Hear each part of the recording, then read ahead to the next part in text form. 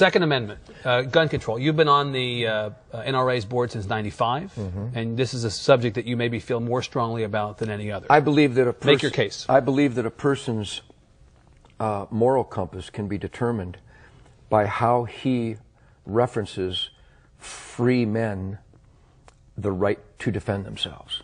The Second Amendment is so obvious to me, it's insane that there's an argument. God gave, let's pretend there is no document. Let's pretend brave families didn't leave the tyrants and the slave drivers of Europe so that they could practice the religion of their choice, so that they could speak out without being murdered, that they could produce wool without the king's men coming and taking it from them every season of harvest. Let's pretend none of that happened. Let's just pretend this guy named Ted Nugent parachuted onto Earth and woke up one morning and saw these wonderful resources and had dreams of excellence and being the best that I could be. I don't need a document, and I don't need another man to explain to me that I have the right to defend my gift of life.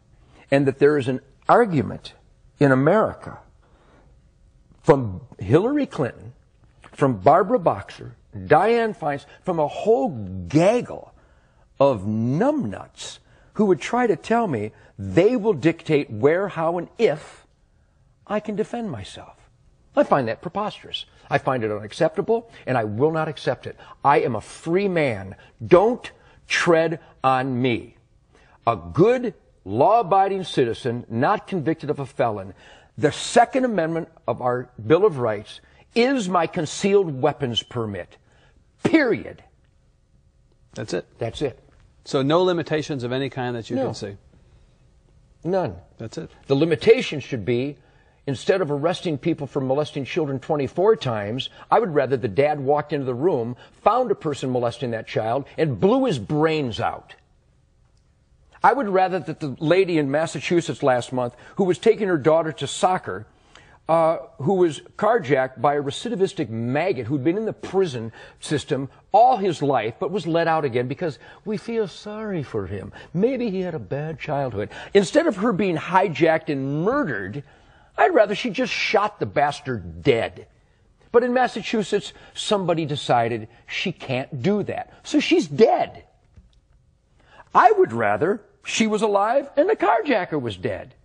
I'm weird.